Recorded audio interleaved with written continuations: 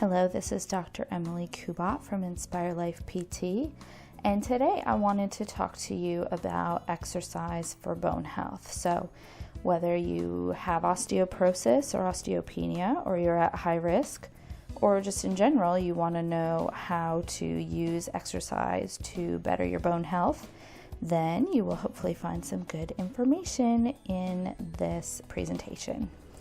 So there are several misconceptions about exercise. So one of the first misconceptions that I hear a lot is, oh, I'm active. I don't sit down all day. I'm always walking around. I'm always doing something. But the reality is that being active is not the same as exercise. So you can be active and still not have good bone health, cardiovascular health from exercise, because just moving around at our normal pace or even a little bit quicker than usual is not enough to actually make changes in the bone. The other big misconception that I hear a lot of people say is, well, I don't want to go to the gym. I can't exercise. I'm not going to the gym. But you can actually exercise all that you need to at home. You don't have to be a gym member. You don't have to go to the gym. You can get in a really good medium to high intensity workout right at home.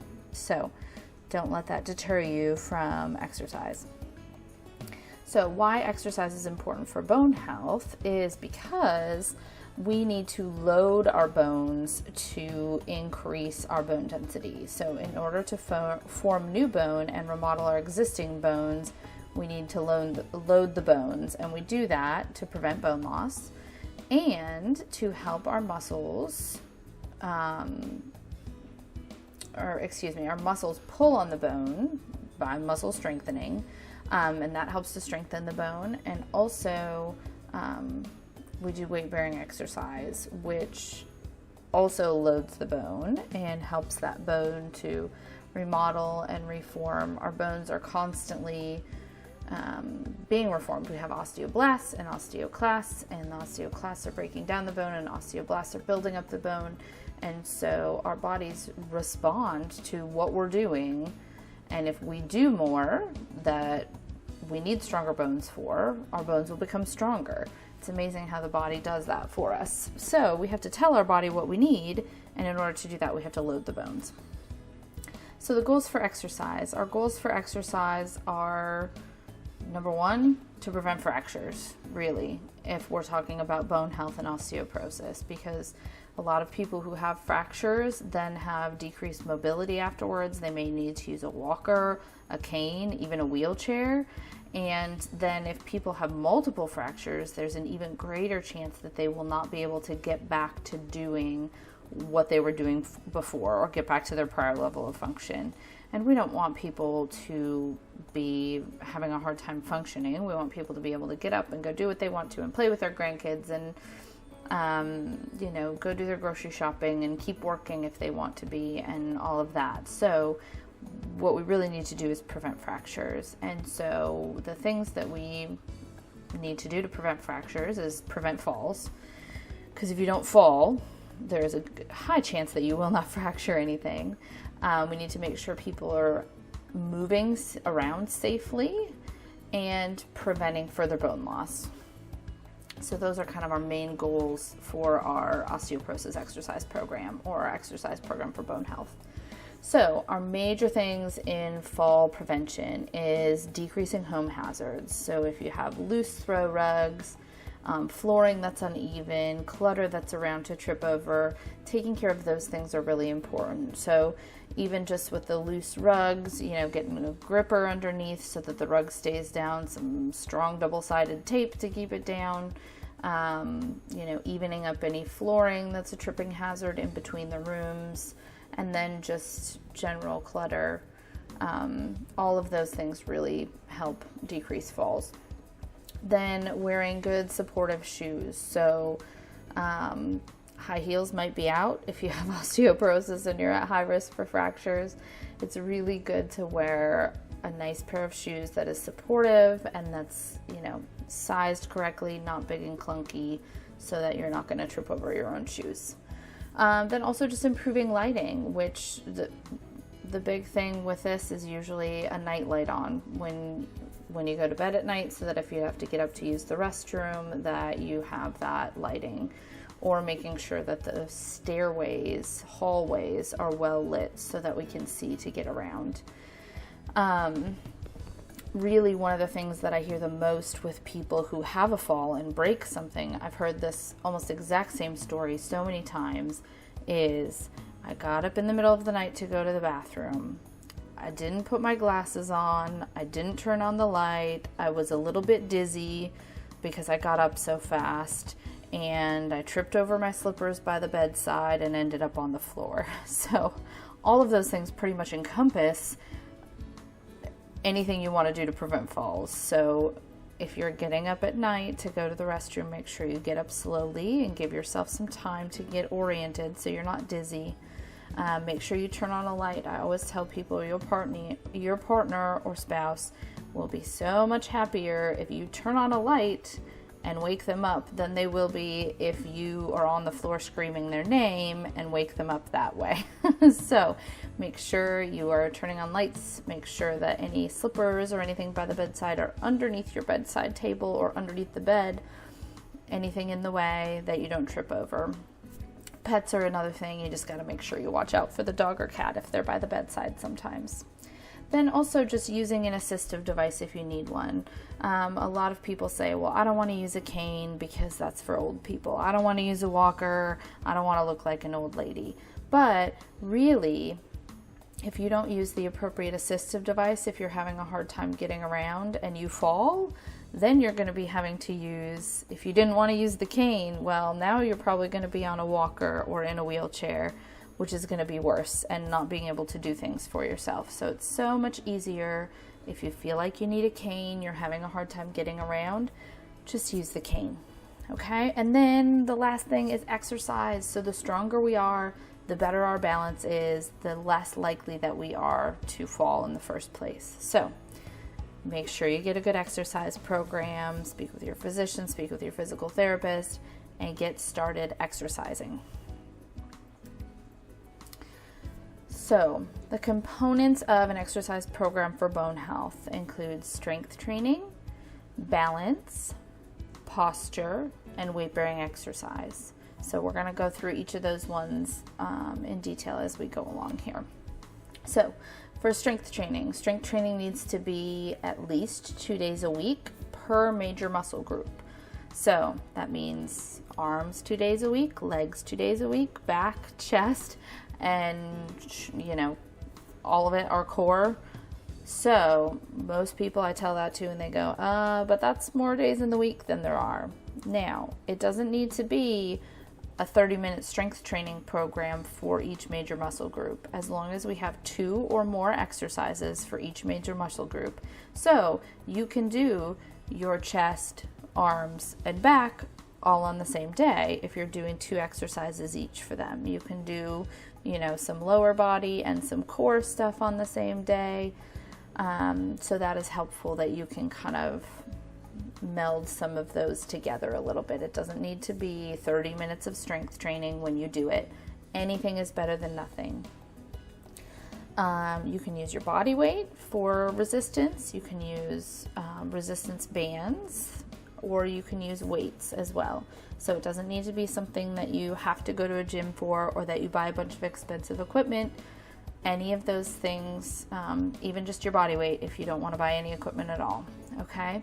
We usually want to do 8 to 12 reps per exercise, and then in order to progress our exercise, we need to increase how many sets we're doing, increase how many repetitions, increase the resistance or the weight.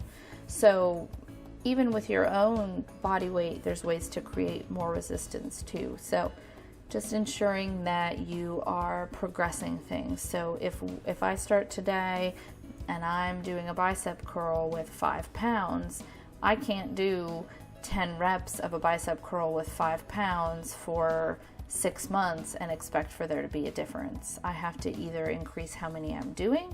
I need to go to 12 reps and do 2 sets or 3 sets. I need to increase my weight to more than 5 pounds. You have to increase something in order to progress and get your bones stronger. Then the next thing is balance exercises. So for balance exercises, those should be completed daily, and really what the research has shown is about 20 minutes a day or 2 hours a week. Now, this can seem like a lot, but there's a lot of things that you can do for your balance that you can work into other things. You can work some of those into strength training. You can work on doing stuff throughout the day. So some of the good balance exercises to do is like a single leg stance, so just standing on one leg. So I encourage people, when you're in the kitchen, when you're waiting for something in the microwave, when you're waiting for water to boil on the stove, just hold on to the counter and stand on one leg. It's a good way to fit in a couple minutes worth of balance exercise just in your normal everyday life.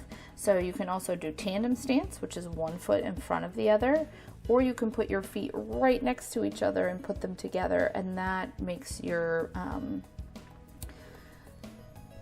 stance smaller, which means that it's a little bit harder for you to balance. Makes you a little more narrow base of support there. So all of those are good balance exercises to start out with. For safety, you want to make sure that you're standing by a stable surface that you can hang on to. That's why I always say the kitchen, because usually the floor is nice and hard and flat, and you can hold on to the countertop. But you can hold on to a stable banister or the back of a couch or anything like that. So these are good things to do during TV commercial breaks, that sort of thing too, if you're trying to fit it in. And so in order to progress these types of exercise, you would use less assistance. So that's if you were holding on with your whole hand before, you can go to holding on with 2 fingers, holding on with 1 finger, hovering over the surface. And then you can also add movement in. So if you're standing on one leg and that's getting too easy, you can start to move your upper extremities a little bit while you're standing on one foot, and that can make it a little more challenging. So there's a lot of good ways to progress these balance exercises. And then the next thing is posture. So this is a nice graphic that just kind of shows, so when we're at our nice upright posture, neutral, 0 degrees, our head weighs about 10 to 12 pounds. And then as we go forward, there's more and more weight and force in through our cervical spine or our neck. So if I'm, like that picture on the very right, I'm leaning forward 60 degrees. That's 60 pounds of force on those lower cervical vertebrae. So it's a good idea to make sure that your posture is nice and upright to put less forces on the spine. So being in good alignment means there's less abnormal forces and increased forces on the bones. We can kind of keep everything in good alignment. And that will improve when you strengthen your postural muscles. So we may fatigue, and that's why we lean forward when we're at a desk. It may mean that our upper back muscles aren't that strong if we're not able to hold ourselves upright. So there are exercises, to work on that as well. And then we want to make sure that we're changing positions often. So if I've been sitting at my desk working on something for an hour, it's more likely that I'm going to be in that slumped over forward posture. But if I say, been working for an hour, I'm going to get up and walk around a little bit. If I get up and walk around and then come back and sit down, it's more likely that I'm going to feel refreshed a little bit and be able to sit with better posture. So changing your position often can be very helpful for that.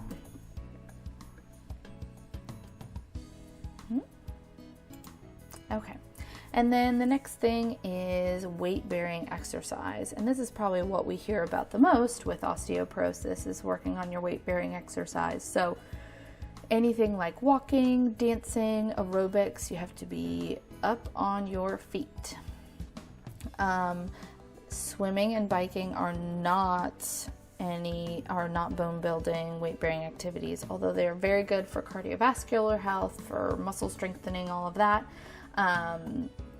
They do not count as our weight bearing exercise. So we want it to be of a moderate to vigorous intensity, which means that we're making sure that we are kind of getting a little breathy. We can talk, but probably not sing while we are completing this activity. So you want to get your heart rate up and get moving, okay? So it's not just a leisurely walk around the neighborhood. It needs to be at a little bit faster pace. That really helps get that pounding motion and gets those bone cells and receptors being told that the bones need to be building up more. So the recommendation for that is 150 minutes a week or more, which comes out to about 30 minutes most days of the week. So you can do more some days, less some days, take a rest day. And then they do recommend that it is about 10 minutes or more at a time. So you can, take that brisk walk in the morning. You can do something on your lunch break, something in the evening. It can be a few times a day if doing more than 10 minutes at a time is challenging for you. And then another thing that we need to think about with our bone health and especially spine health is using spine sparing techniques. So this little infographic here in the bottom right shows the forces of the lumbar spine. So there's the least amount of forces in our lumbar spine when we are laying supine or on our backs. And the most amount of force is actually when we are seated and slumped over forward with some weight in our hands. So you want to make sure that's another good case for having good posture, because it's less forces on your spine when you are sitting up nicely.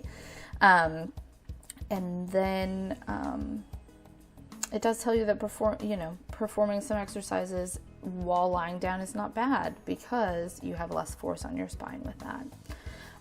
So what we want to make sure to keep our spine healthy is that when we're bending over forward to pick something up off the ground, that we are bending at our hips and our knees, not just hinging forward at the back. If I don't bend my hips or knees at all and I just roll forward and kind of have a curved lower spine, that's putting a lot of pressure and my whole body weight from my whole upper body onto that lower back segment. So you want to make sure that you're bending at the hips and the knees and kind of squatting down when you go down to the ground or to a lower surface to pick something up. Then we also want to limit repeated or sustained bending, twisting, or combined movements with, bending and twisting, that sort of thing. So one thing where I see a lot of twisting and bending is when people are going to get groceries. So you go and get your groceries, you have them in the cart, you pick up the groceries, and then you twist your spine to go put them in the car. So what I do recommend is that you want to face whatever you're going to pick up and make sure your nose and toes are going in the same direction all the time. So if you reach in your shopping cart to grab your stuff, make sure you're, bending as you can. Grab your groceries and hold them in close to you, because when we have weight and we're holding it out farther away, that also puts strain on the back. So if you hold any kind of load, any extra weight that you have, and hold it close to you, and then when you turn to go put your groceries into your vehicle, you want to turn your whole body. So actually take a step to the side, face the back end of your car, or the in the back seat, wherever you're putting your stuff, and make sure that you are actually putting it in that way with your nose and toes facing where you're going with your load. So that's the thing. Another time we sometimes see those bending and twisting movements is in things like yoga. Now, there's nothing wrong with doing yoga. Yoga is a great exercise, and there's a lot of extension postures in yoga that can be helpful for us. But what we don't want to do is a lot of the twisting postures where we're twisting to the end of the range that you can possibly twist and then holding it there for a long time. We don't want to force into any movements we don't have, or really stay at that end range. So, and that's more for people that have osteoporosis or osteopenia, who are really at that high risk for fractures. So, but it's something to think about for us too. So here's some good resources. Osteoporosis Canada has a lot of information on their website. If you just Google Osteoporosis Canada, Canada has done a lot of the leading research on osteoporosis, so that can be helpful to look at. The National Osteoporosis Foundation also has some great information on their website, and then also the Bone Fit site is good too. I hope this presentation was helpful. If you have any questions or want to get a hold of me, you can reach out to me on Facebook at Inspire Life PT or at inspirelifept.com. Hope you have a great day. Thanks. Bye.